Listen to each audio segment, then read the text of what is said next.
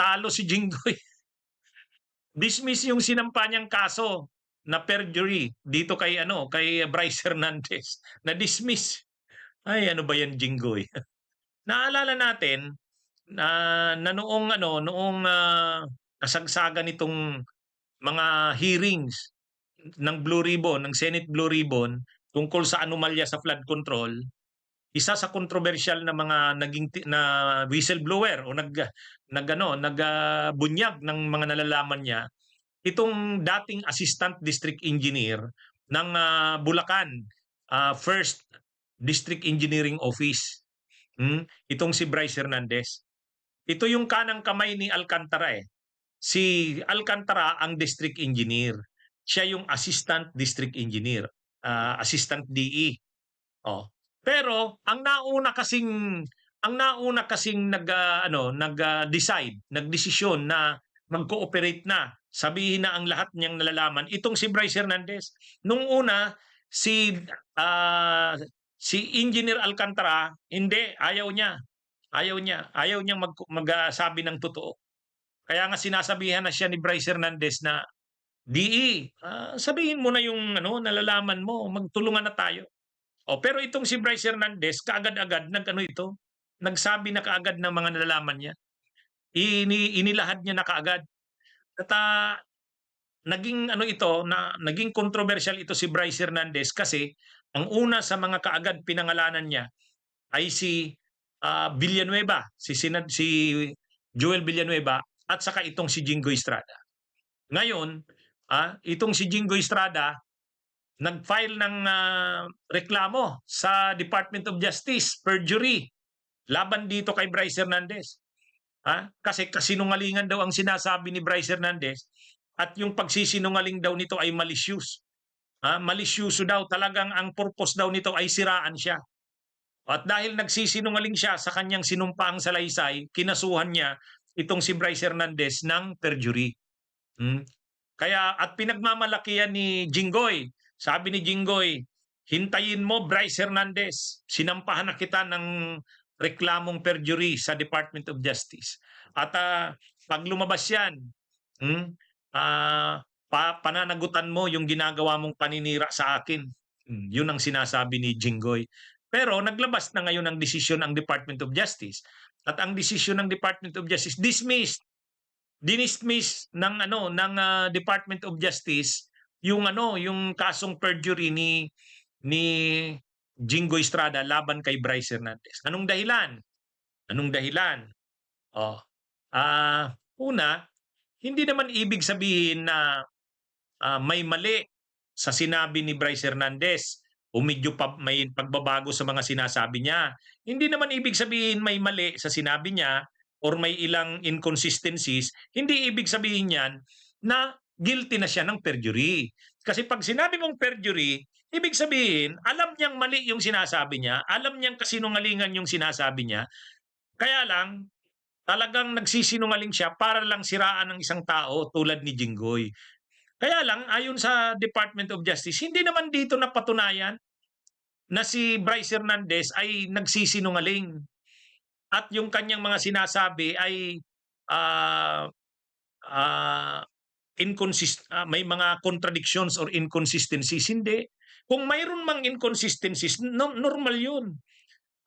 Ang importante, sa paniniwala ni Bryce Hernandez, sa nalalaman niya, totoo yung sinasabi niya.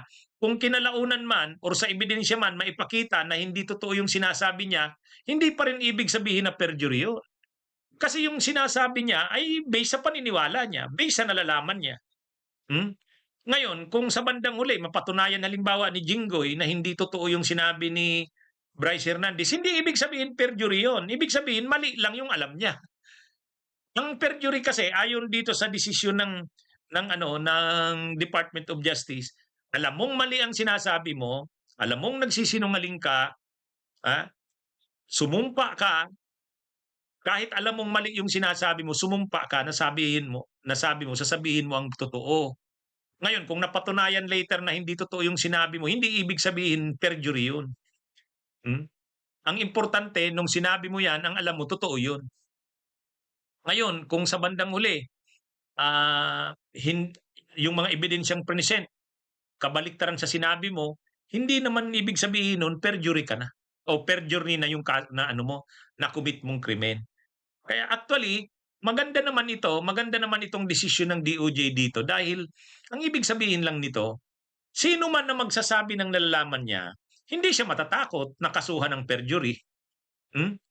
Kasi ito, kung sinabi ng DOJ dito na perjury nga ang krimen na nagawa ni Bryce Hernandez, hindi na magsasalita ang ibang mga testigo. Kasi baka yung mangyari sa kanila, matulad sila kay Bryce Hernandez na kinasuhan. Ha? At ah, magdadalawang isip na. Sa desisyon na ito ng Department of Justice, mahihikayat nito ang mga whistleblowers na sabihin nyo yung nalalaman nyo. Sabihin nyo, basta't wag lang kayong magsisinungaling. Basta't ang alam nyo, totoo yung sinasabi nyo, mag-ano kayo, magtestigo kayo. Kung kinalaunan man napatunayan na mali pala yung sinabi nyo, hindi ibig sabihin perjury yun. Ang perjury, yung alam mong mali ang sinasabi mo, alam mong kasinungalingan yung sinasabi mo, nanumpa kang sasabihin mo yon, sasabihin mong totoo yon. Yun ang perjury. Kaya dito, napahiya na naman si Jinggoy, ano? Umaasa siya na na papaboran ng Department of Justice yung kaso niya laban kay Bryce Hernandez. Pero dito, pinakita dito ng DOJ na yung mga sinabi ni Bryce Hernandez, sinumpaan niya yon. At papanindigan niya daw yun sabi ni Bryce Hernandez.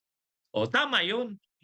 Kumbaga, sabi niya, magtitistigo na siya para sa gobyerno, state witness, para makulong, ma-convict ang mga sangkot sa anomalya. At yung ginagawa niyang yan, tama lang yun. Sa desisyon na ito ng DOJ, may encourage si Bryce Hernandez na panindigan niya yung sinabi niya. Samantala, ayan, luhaan si Jinggoy Estrada. Akala naman kasi ni Jinggoy Estrada dahil senador siya, papanigan siya. Hindi naman. Hindi naman sa lahat ng panahon kailangan mong protektahan ang senador. Porke ba senador ka, poprotektahan ka ng batas. Hindi naman yun. Ano yan? Kung mali yung sinabi ni patunayan ni Jinggoy. Harapin niya yung kaso niya. Yan yung totoo dyan. Bunyog, bunyog, halikan na kasama ka. Bunyog, kapag buklod ay may pag-asa. Luzon, Visayas, Mindanao, isa ang pananaw. Sa bagong Pilipinas ang bunyog isisigaw.